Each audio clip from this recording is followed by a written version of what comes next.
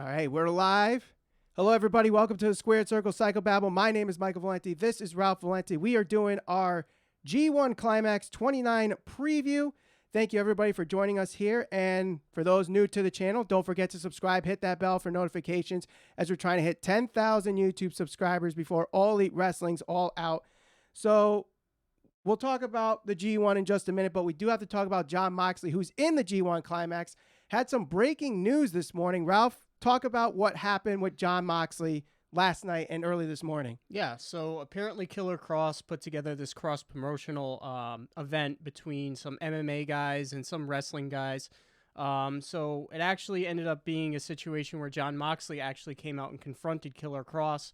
We know that there's a little bit of history there because there was a video uploaded to YouTube maybe about a month and a half ago where Killer Kross was actually going through Vegas looking for a lunatic, talking about paradigm shifts and all this stuff. Well, last night at the show called Natural Born Killers, we actually had Moxley come out and confront Killer Kross. They ended up having a match. There was a pull-apart brawl. And by the end of it, Jon Moxley actually said to him, you know, granted you said all this shit about me on the internet, but now I respect you. I don't know where, I don't know when, but we'll finish this at some point. So essentially leaving the door open for maybe a rematch of some sort. Who knows where that's going to be, if it's in AEW or elsewhere.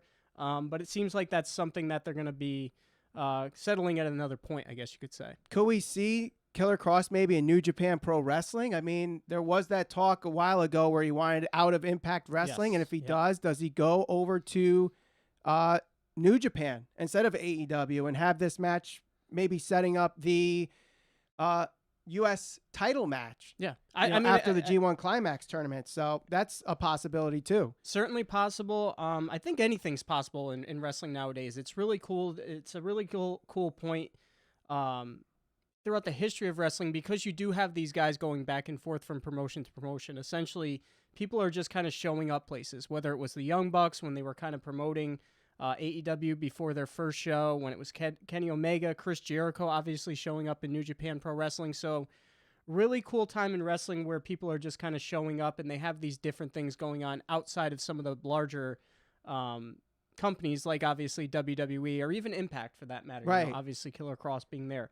But the one thing I will say is regarding Jon Moxley, I don't know if there's anybody that's hotter in the industry or that's been hotter than him over the course of the last several months. When you think back to obviously him uploading the video package of himself promoting the Jon Moxley character when his contract officially expired with the WWE, his debut at Double or Nothing. You talk about obviously his podcast with Chris Jericho. I think it was, they said, like the second most downloaded podcast of all time. I think the most downloaded copy of Talk is Jericho ever. So, Right, yeah. And then obviously his match against Joey Janela got a lot of attention for just the insanity that was. And now you have something like this where they were able to kind of work something out outside of their respective companies and have a really cool moment, in my opinion. So kudos to Jon Moxley for getting over and making himself relevant, because, you know, everyone kind of looks to the WWE as the be all end all. Yeah, like that's the flagship company. That's where you have to be to get yourself over or be, you know, in the spotlight, I guess, so to speak. And Jon Moxley has proven that there's other ways you can go about making yourself relevant within this industry. So definitely kudos to him. And, you know, like I said, he's the hottest thing in wrestling over the past two and a half months, I would say. Yeah, I definitely agree with that. Moxley has been amazing. Yeah. And he's, you know, found more ways to talk about himself and the wrestling industry, whether it was in All Elite Wrestling, whether it was just on social media alone, or, you know, talking about stuff in New Japan Pro Wrestling like we are today. You know, it's great that we're talking about Moxley, and, you know, he will be in the G1 Climax. Yes. Which starts tonight, July the 6th, Dallas, Texas. He will not be there. We had an episode earlier a couple weeks ago where we talked about AEW basically blocking him from this Dallas show. Recently, Moxley went on a podcast and said that is not true. Mm-hmm. So it was just where he was placed in his block. They put the A block in Dallas, which if you're New Japan Pro Wrestling, you put that block in the Dallas show because that's the best of the best. This A block is absolutely stacked. And we'll talk about that block in just a minute. But Moxley's put in the B block, and his block isn't necessarily an easy block at all. But if he has a good run, it's going to make him look really, really strong. And him being the United States champion in New Japan Pro Wrestling, obviously they want him to look good. Yeah. But is he going to win his block? Not necessarily G1, but let's just start small. Will he win the block? I don't think he's going to win his block, but I do agree that they're going to make him look strong. And I think that has a lot to do with, obviously, once AEW goes to their TV deal, I'm not quite sure what his work schedule is going to look like for AEW, but that's going to be his primary responsibility, right? So New Japan Pro Wrestling, he's doing that right now before they go to TV. So I think he'll look strong. I actually have him going into the finals, or not the finals rather, but his final match against Juice, tied up with Naito. I actually think Naito's going to be the guy to take that block, but either way, so I see Moxley very easily going 7-2. I see him losing to Naito, and I see him losing in his final match, the rematch against Juice Robinson. I see him losing that, and I see Naito also going 7-2. Which leaves the door open for a rematch somewhere down the line between Moxley and Naito, depending on what happens. You know, anything can happen. But I agree. The A block is obviously stacked. The B block is pretty good too, but there's not many names when I look at it that I can really see him losing to. Obviously, I could see him potentially losing to Jeff Cobb, maybe Jay White, but Naito and Juice are the guys that I'm looking at right now as potential losses for Moxley. You know, I definitely see him losing to Naito. I think because, well, in my opinion, I think Naito's winning the block, the B block, at least the B block. There's so many possibilities of him losing that second one. Obviously, you know, Juice with their previous match where he took the title from Juice, you can have him, you know, make it 50-50 booking and have him take the one, and then they set up the U.S. title rematch. You can have Jeff Cobb, who, you know, is someone that I think New Japan likes out of Ring of Honor, so that maybe they make him look good and put him over on Moxley. Tomohiro Ishii, the never open weight champion right now, could have him beat Moxley. You know, maybe they pull a fast one and surprise us with someone like Tai Chi, who is his first opponent, which I think a lot of people would assume Moxley can easily win, and I think that's the reason why they put Tai Chi as his opponent. Tai Chi also a former never open weight champion, so I definitely don't see him winning the block, though. And of course, Jay White's in here where he's a former IWGP heavyweight champion. You know, but there's a lot of people out there, and we put this poll up on our YouTube community page. So if you're not subscribed to our channel, subscribe now and you get daily polls. We do daily polls on our YouTube community page, and you can vote on this. So a few days ago, I posted on the community page, who's going to win the G1? And 36%, which was the highest voting total, said Moxley's going to win. Now, this could be a mix of things. They actually think he's going to win. It could be that it's the only name they recognize out of the choices, being that they're not too familiar with New Japan Pro Wrestling. Yeah. Or, you know, they think this is a way that AEW and New Japan are going to have a partnership if they have Moxley win. I don't think it's the latter.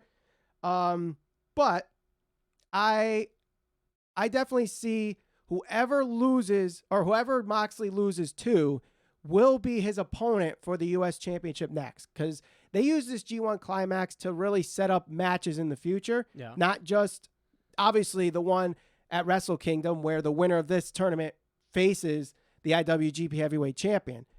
So with that said, I think the second loss, so going into that last night, which Moxley's facing Juice Robinson. Yeah.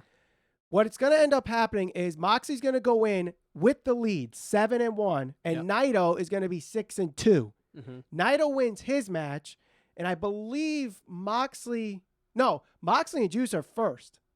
So basically, Moxley would lose to Juice. Yep. Naito would have to win his match because he's the main event that night. If he wins that match, then he goes on to the finals. So I think that's what they're going to do. They're going to have him tie, and the tiebreaker goes to Naito. Yeah, and you can't convince me that his match against Juice Robinson, given their previous match, having him face Juice Robinson isn't accidental. You know, it's got to set something up for Right. the future. Maybe a trilogy between the two. Who knows? But yeah, I think Moxley will definitely look strong by the end of this, but I don't see him winning. And that's just because his main commitment obviously is going to be AEW once they have their TV deal going, you know, coming out, or when it goes live in October, or whenever that ends up being, October, November. We know it's going to happen in the fall. That's going to be his main commitment. New Japan Pro Wrestling, this is great for him. It's been really good keeping his name kind of prominent within the wrestling industry, amongst all the other things that we talked about him doing. But I just can't see them going all in, no pun intended, on Moxley right now. Right. He's just not committed to New Japan Pro Wrestling solely. No, I totally agree with that. One thing that may happen, and I kind of alluded to this already, maybe Moxley just, you know, has not a great showing here. Maybe it's where he loses a little bit more and ends up at like 4th or 5th in this block because of the guys that are in here. We already mentioned Naito. We already mentioned Juice Robinson, Jeff Cobb. Those could all be losses.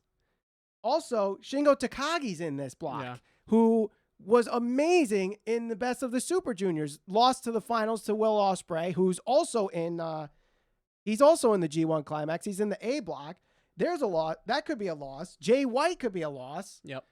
So he could really end up being a guy that wins maybe 3 matches, if you really think about it. Yeah. I don't see it happening, but that could happen. I'm a little surprised, especially with Jay White, because I thought he would be booked a little bit stronger going into this. He's just kind of a guy that had a lot of buzz following the G1 last year, obviously winning the title and dropping it not too shortly after. But he was a guy that I actually predicted a couple months back would be one of the, you know, more well-known, more prominent guys within the wrestling industry, especially now that with Kenny Omega leaving, it kind of opened up that spot where he would assume the role, where he would be the leader of the Bullet Club. You would think that he'd be like almost like the face of the company, not necessarily the face, but one of the more well-known guys. And I think he's highly respected. And if you're a hardcore fan, you're going to know who he is. But I'm just a little surprised that he's just kind of almost like overlooked or an afterthought. I don't know if you agree with that, but that's how I feel that he's been kind of positioned. Yeah, I could totally see that too. I totally agree with you there. So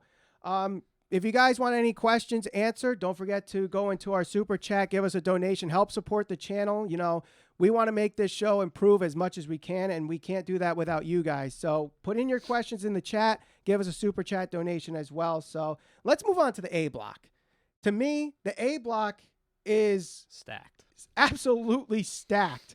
You have Lance Archer, Evil, Bad Luck Fale, Kota Ibushi, Kenta, Kazuchika Okada, who is the IWGP Heavyweight Champion, Will Ospreay, who's the IWGP Junior Heavyweight Champion, Zack Sabre Jr., who's the British Heavyweight Champion, Sonata, and Hiroshi Tanahashi, who won it last year and was actually the first person to win the G1 and then end up winning the IWGP Heavyweight Championship at Wrestle Kingdom since they've put this rule into effect. This one here, this could go anywhere in the A block. Now, Okada can win, and if Okada wins, he chooses his opponent. Whereas everybody else, if they win, that's who he's facing at Wrestle Kingdom. Can you see Okada winning the G1? I don't see that, only because then he'd be obviously in a position where he'd have to choose his opponent, like you said, and I don't know, it just kind of makes the whole thing kind of anticlimactic. Like, not necessarily. Who do you, so if he were to win and have to pick his opponent, who do you see him picking? Well, it depends. If he goes undefeated, that's when it goes anticlimactic. But what if he goes like 7-1 or 7-2 or 8-1? Who beats him? You know, whoever beats him, he could avenge that loss. Does he go after someone like Switchblade Jay White again? Does he go after Tanahashi? Because Tanahashi, for the longest time in New Japan, has been basically the John Cena. Yeah. And maybe, you know, has that shadow cast over Okada. And until he beats him, which I know they've had matches before, and they've been great matches, but maybe Okada feels that he still has that shadow of Tanahashi cast over him. Maybe Will Ospreay, because Will Ospreay's trying to say he's not just the best junior heavyweight, but the best wrestler in the world. And he's gone on to Twitter battling with Seth Rollins about this. You know, it could really be anybody. for all we know, he might want a rematch with Jericho and just throw that out there out of Yep. left field. Could really be anybody. But I do not think that, I don't think Okada is going to win, but I do think whoever beats him will eventually win the block. So, and that might be Ibushi. Mm-hmm. That might be Tanahashi. You know, it could even be Will Ospreay. Yeah. I think Ospreay's going to have a good showing in this G1 Climax this year. I also think Zack Sabre Jr. could surprise some people this year. This one's hard. This one's a very hard block to predict. Right. And you guys in the super chat, let us know who you guys think is going to win the A block for this one. If I had to pick, I say Okada goes 7-2.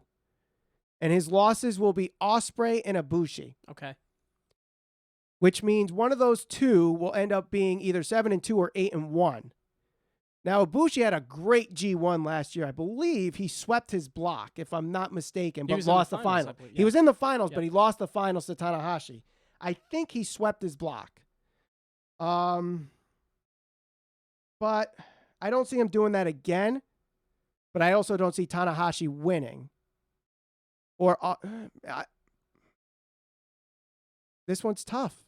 I was on the fence with Ospreay and Ibushi. Those were the two that I was going back and forth. At least, you know, when I kind of looked at who was in the A block and, you know, who I could see actually making it to the finals.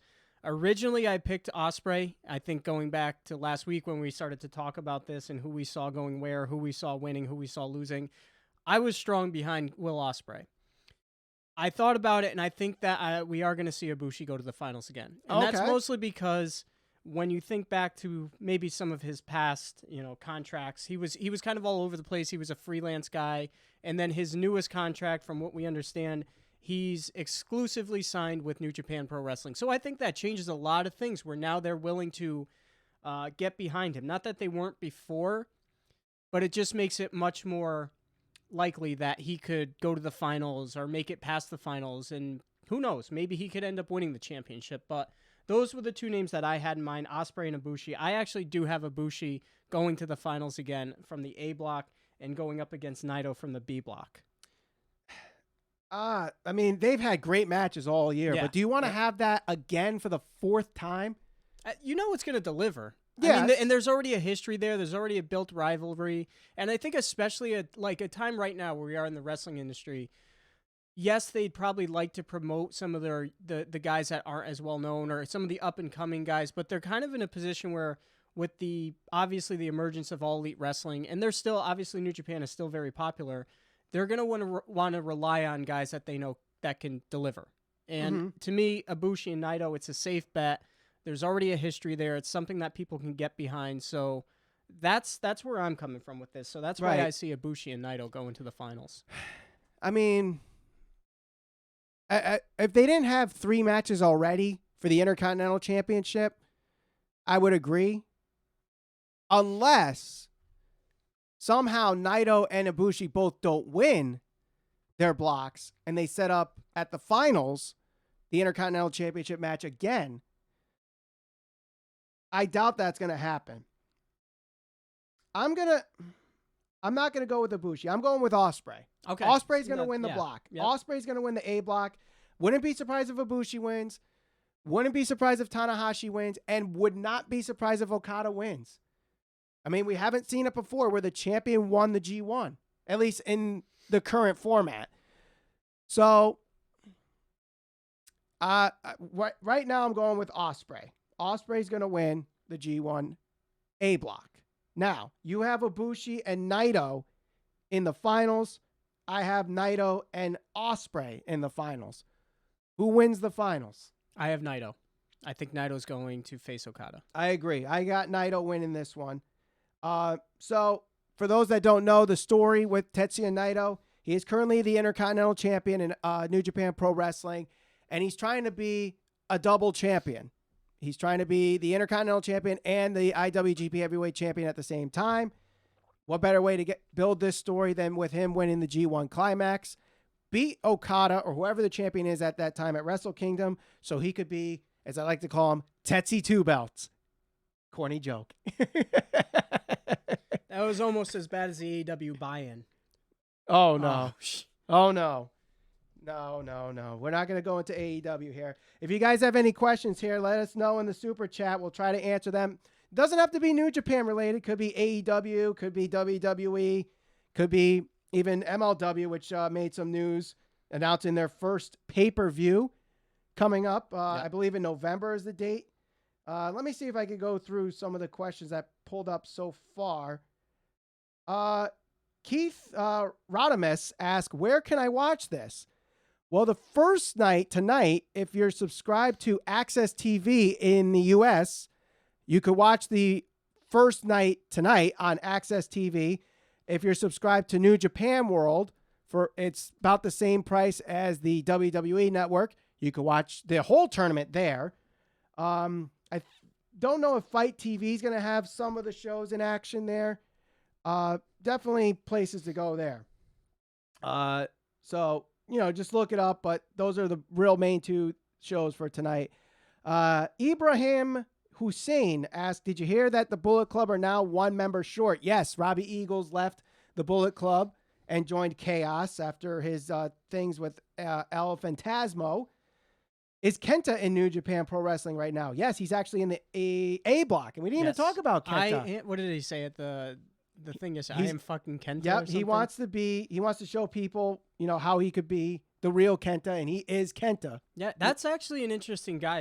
Is he being overlooked? I think absolutely. Yes. He didn't even bring his name up, but that's definitely gonna be interesting having him in there. It's funny because everyone's talking about Moxley being the former WWE guy that's going to make a splash in this tournament. You have Juice Robinson, who's a former WWE guy. You have Kenta, who's a former WWE guy. More NXT, but yeah, but still, same thing. Still, but flagship. Right. So could we see one of them ending up winning this tournament, or at least winning their respective blocks? Moxley, obviously, people think he not only could win his block, but could win the whole thing. Juice, maybe, as a surprise. Kenta, obviously being one of the surprise entrants, could end up having a good, strong showing here, but I doubt it. So, is there... I don't see Kenta making a big splash here, but let's move on. We have a interesting prediction here that I saw in the super chat here from Z Train. Let's see what you think about this. I'm predicting Hangman can't compete at All Out, and his knee is an angle building to that. CM Punk replaces him after another attack from Pac. So Pac, if I'm reading this right, Pac attacks Hangman again. Yeah. Causes him to be out of the championship match against Jericho, and in comes CM Punk, who's from Chicago, and the trolls have come out. CM Punk to AEW confirmed, right? No. Yes, AJ Lee too, because she said she would. Never do one more match. Never say no. I mean, it's the wrestling industry. We've seen crazier things. We've seen, obviously, Ultimate Warrior be inducted into WWE Hall of Fame, even though they made a DVD solely dedicated to kind of diminishing all the work he did. So anything can happen. Can it happen? I don't think we're going to see it happen. I hope he shows up there in one way or another. I can't see him fighting for the title that night, but fingers crossed he shows up, I guess. Right. Fars Ghaffari says New Japan should build another big star like what they did with Okada in the G1. I think Naito is the right person to build and carry on his story, reuniting the IC and world title. I mean, Naito is the right guy, maybe, but let's Naito, believe it or not, has a lot of miles on him. Yes, believe it or not, Naito's like miles. Yeah, believe it or not, Naito's like 38 years old. He won the G1 in 2013. When I was looking this over, right? 2013, 2017, he beat Omega. He's not necessarily a new face, and for the physical style he wrestles, I mean, yeah, you'd love to see him promote new guys and all that type of stuff and build up new guys, but he does have much more miles on himself, or wear and tear on his body, I guess you could say, than people would probably assume. And not only that, Okada, who I think they are making the face of New Japan Pro Wrestling, and rightfully so, he's only 31. He's got a lot of miles left in his tank than Naito does in his. So I agree to an extent. You know, they need to build more stars because you never know if WWE does another hijack like they did with Styles and Gallows and Anderson and Shinsuke, or if AEW starts poaching guys with Moxley being there, if he's there and Jericho there, what kind of influence they'll have to bring him into AEW. You got to think some of the guys that, you know, whether you're WWE or whether you're New Japan Pro Wrestling, I'm sorry, AEW, you're going to look to the guys like Ospreay, Ibushi, obviously. He just resigned, but if AEW is around for 5 years and they get pretty big and they can still continue to sign people, yeah, I mean, those big, high-profile name guys, you got to imagine that they have targets on their back for the right reasons, you know? So, Jay White even, he's another one. So, yeah, I can definitely see that. All right, so Tyler Williams, who we actually had on our show a while back, he says Moxley will have a great run, but won't even win his block. Either White or Robinson will spoil his run. Yeah. Yep. So like we both said, Robinson, I think that match there was set up with intent that Robinson will cost him the G1 block, the B block. So, yeah. Where I just saw another one. Jamie Williams picks Ospreay to win the G1. Adrian Alex Poe, Moxley needs to add more technical moves, switch it up. He's not a technical guy. That's not his right. That's not his style. He's a brawler. He's a bruiser. Nothing wrong with that. Do you notice the difference between the Moxley you get in AEW and the Moxley you get in New Japan Pro Wrestling? I mean, it's very subtle, but like New Japan Pro Wrestling, you watch Moxley there, it's a completely different outfit. It's a different ring attire. When you watch him in AEW, he's got more of the long pants and the boots and all that stuff. It's more of like he looks a little more like a Steve Austin, if you will, in New Japan with the jet black, the black knee pads. Right. That's just something I picked up on. So maybe he's doing that purposely to have the distinction. He's in New Japan. That's the character you're going to get in New Japan. This is the Moxley you're going to get in All Elite Wrestling. Maybe. Well, yeah. I mean, with New Japan, it's more, I shouldn't say more sports oriented, but it kind of is. And then AEW, you know, his first match is a death match. So maybe knowing that thumbtacks and barbed wire were involved, he covered his legs better, you know, unlike Joey Janela, who went into thumbtacks barefoot. Jeez. So, let's see. So there were two people that won the G1 as champions, as was brought up here in the super chat. JM Factor, thank you for the stat.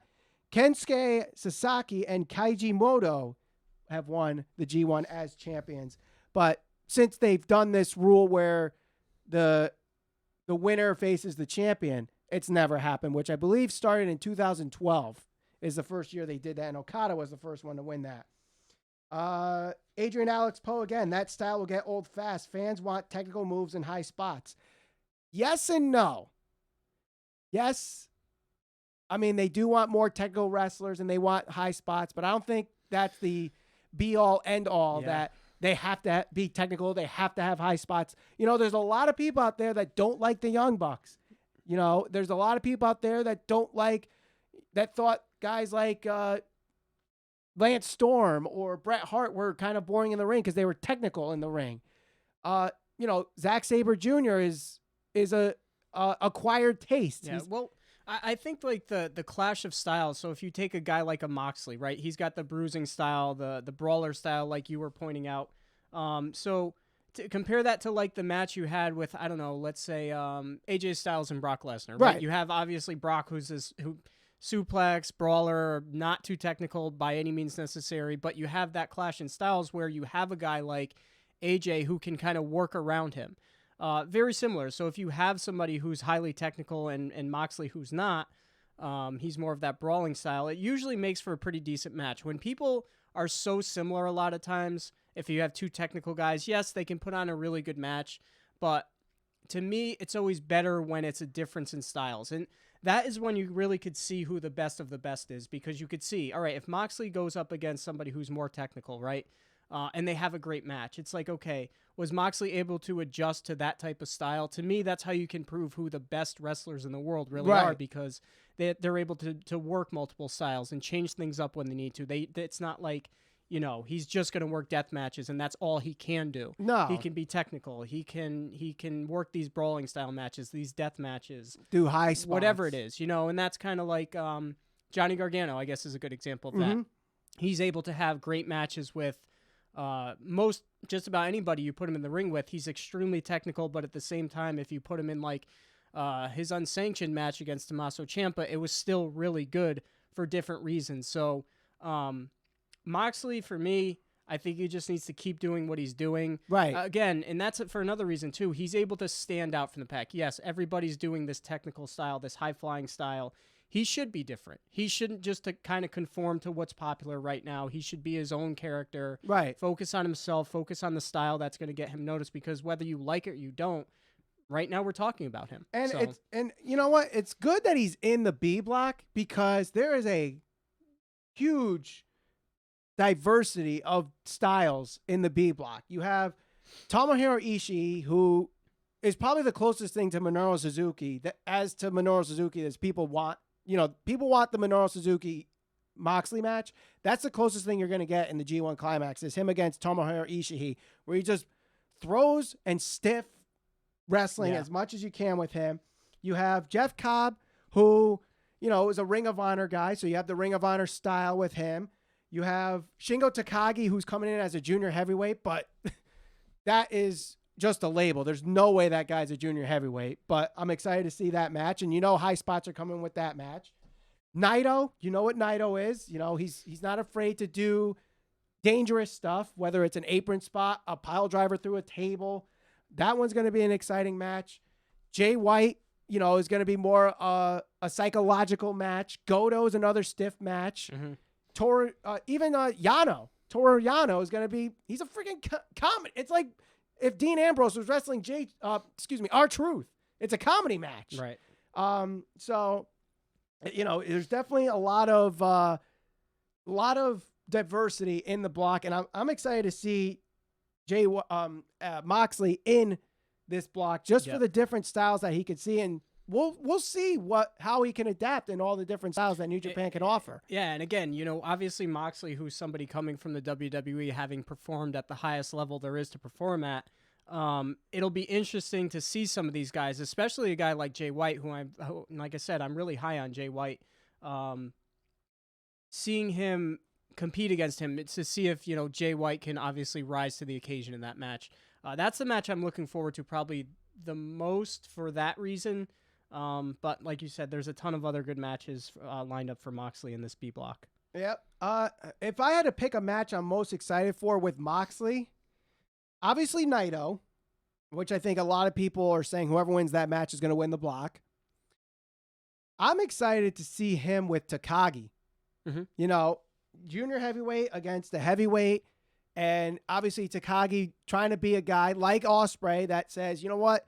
I might be a junior heavyweight, but I can go one-on-one with these heavyweights. And he's obviously a guy that you look at him and you're like, how is this guy a junior heavyweight? There's no way he's a junior heavyweight. Yeah. No way. And his style is I think that's going to be an interesting clash of styles between those two. So I'm excited for that match. Let's see. Louis Cuevas has an interesting question. This actually was in the news a little bit last week. Will LAX stay in Impact, or will they leave for AEW or WWE? So LAX, one of the top tag teams in Impact Wrestling, had a list of amazing matches with the Lucha Brothers. Obviously, they know the chemistry there. So with the emphasis in tag team wrestling with AEW, I could see them going to AEW if they leave Impact.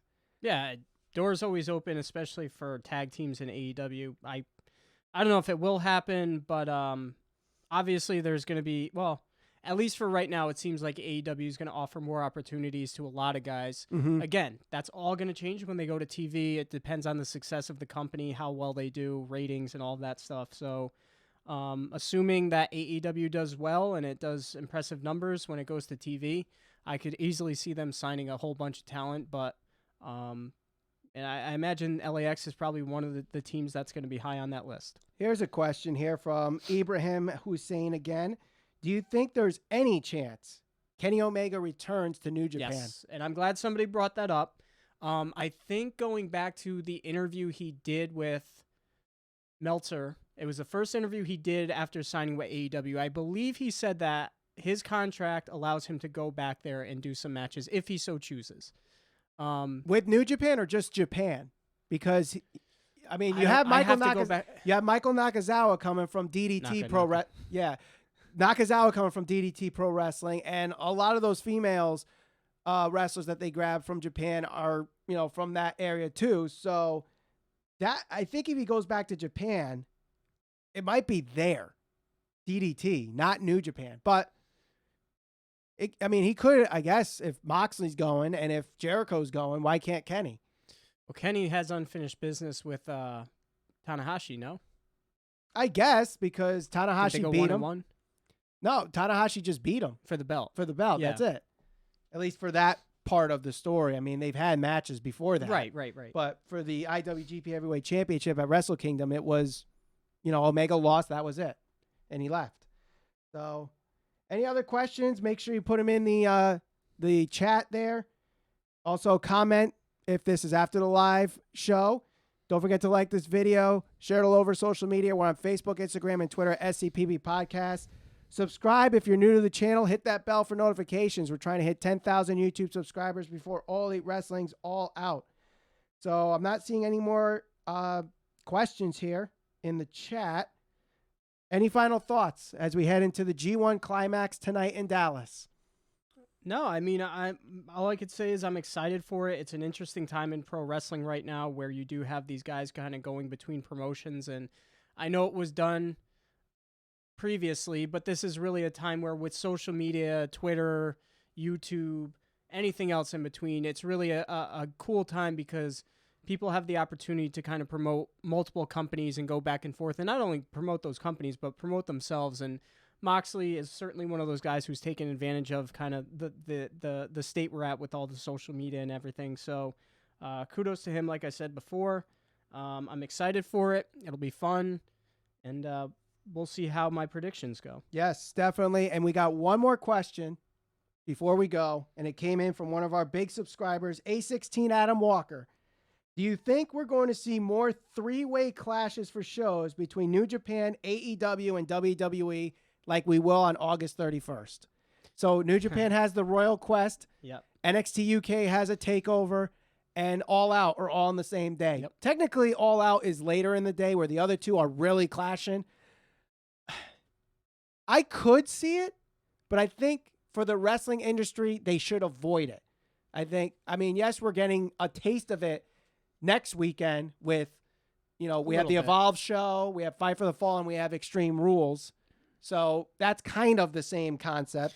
So I believe that we are going to see more and more of this because just the competition of it all. I mean, you look at obviously what WWE is doing with the Evolve show is obviously kind of like a power move, if you will, by Vince McMahon, trying to flex his muscles and say, you know what, if you guys want to run a show, we're going to run a show just opposite you, and best of luck to you. Yep. I think right now, if companies are going to try to do things like that, I think the only ones who are in a position where they have the most backing or fanfare, whatever you want to call it, is obviously WWE because they're so big. New Japan Pro Wrestling is much more established right now than All Elite Wrestling. All Elite Wrestling is kind of like the hot topic. It's the biggest thing in the industry as far as, you know, what's hot. Mm-hmm. But WWE could essentially do whatever the hell it wants. Right. You know, they could probably, if AEW says they're going to do a show on October 31st, WWE could very easily just say, all right, well, we'll have a show on October 31st. And I think New Japan is big enough to the point where they could probably do the same thing. AEW to me right now it's still trying to get its legs underneath it. It's obviously been successful so far, but it's still a new company. Right. So they can't necessarily just say, hey, we're going to have a show on this date to go against WWE, right, because there's still very much an unproven commodity. I think eventually, let's say if AEW is still here 5-10 years down the road, and if they continue their Saturday approach to pay-per-views, I could see AEW putting a show the Saturday night before WrestleMania. Yeah. Well, but that's 5 to 10 years from now. Yeah. Even look at, and it doesn't start with this whole three-way thing that's going to happen. What is it, next weekend? No, it's August 31st. So you look at what happened with WrestleMania weekend. You know, NXT TakeOver, I believe, was moved from that Saturday because they were going to have the New Japan show at Madison Square Garden. So I mean, those things are just going to happen more and more often, just as kind of guys are kind of,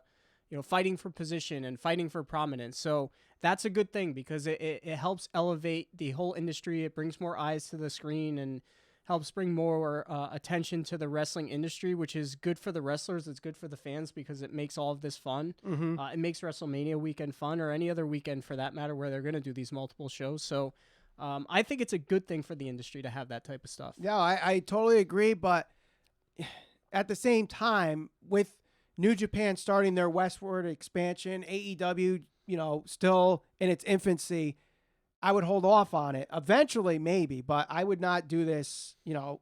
I mean, sure, August 31st might have been coincidental or intentional. Yep. But I would not make this repeat again for a while. I think it'll happen sparingly, but bigger weekends like WrestleMania weekend. I think that's going to be a big weekend where people know that the WWE has been so big that the industry as a whole will get a lot of attention. So why not kind of, gobble up some of that attention, if you will. Right. Couple more here that just popped in. Adrian Alex Poe. Who does AEW need to sign with mega star power? I don't know if there's anybody available with mega star power. I'll tell you what would Moxley, I think, is the best you're going to get right now. Well, certainly CM Punk would get a lot of attention. Yep. There's really nobody. Seth is locked up. AJ's locked up. You know who would be the biggest splash if they were to sign him? It's I never ever going to happen. But for a guy that's just coming out of the wrestling industry, he's kind of not doing too much right now, is Cena. And people are going to laugh when I say that, but there's no bigger, when you talk about the bigger names that were in the WWE, when you talk about Hogan, when you talk about Steve Austin, when you talk about The Rocks, I'm sorry to say this, but Cena's right up there. Yeah. And I'm sorry to say this, but Kenny Omega and Cena would have a great match. Mm-hmm. So if AJ Styles and Cena can, I think Omega and Cena can. If AJ went there too, that would be a big deal. But Cena is a guy that has, outside of the wrestling industry, he's a very prominent name. Right. And there's not many other guys that have that notoriety. Right. So. No, that's definitely true. Speaking of star power, Jamie Williams asked, can Jay White be a star in New Japan that they can build around?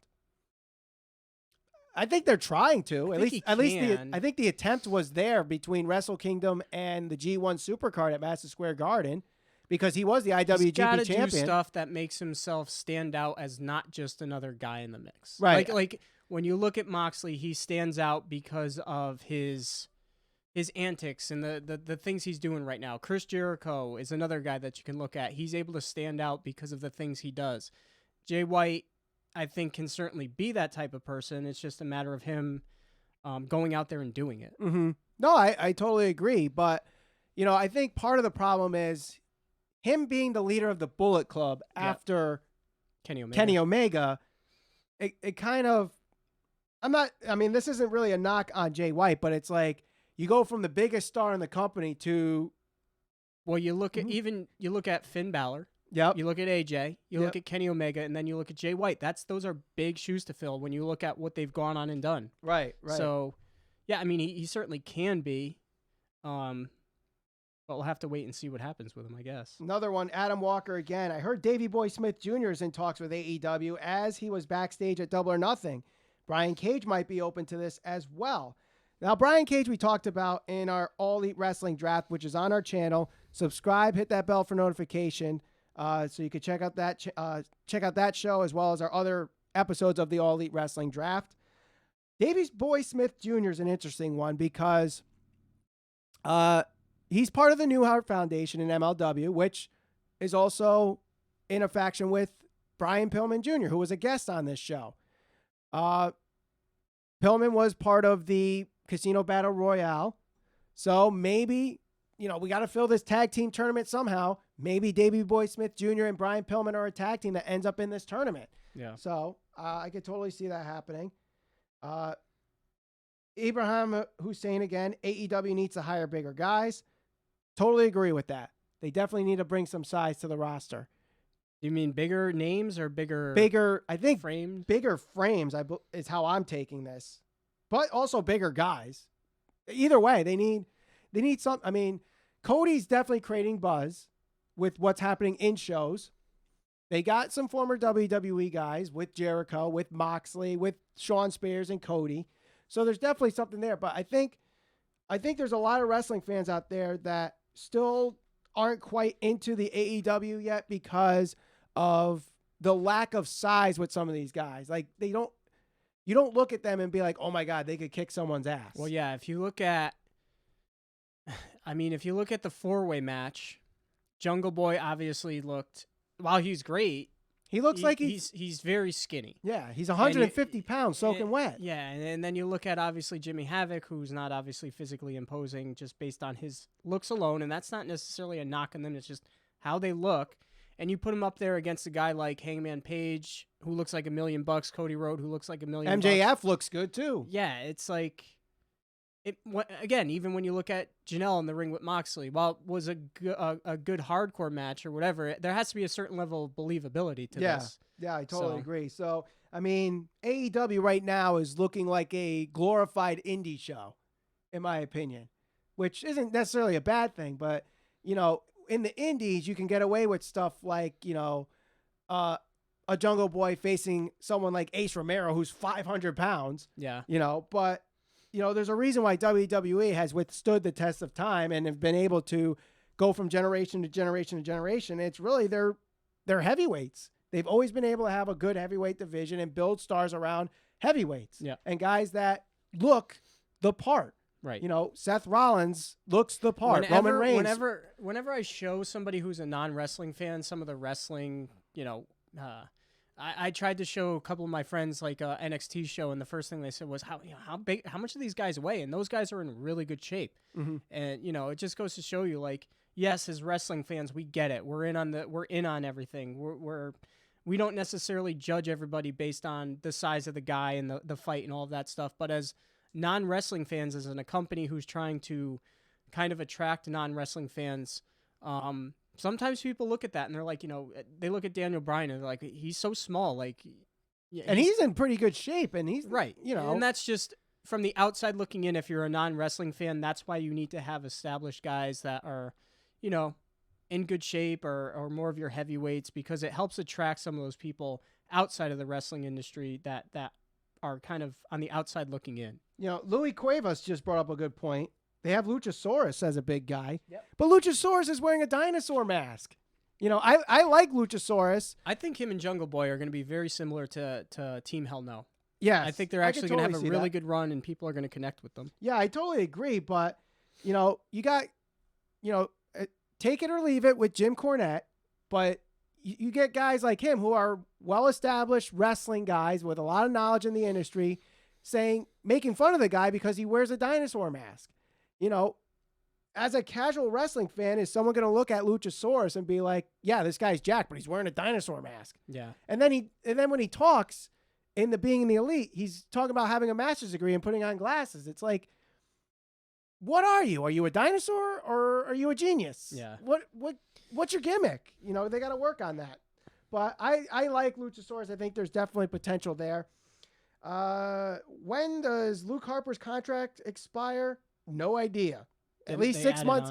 They added on 6 months, but I think sometime next year.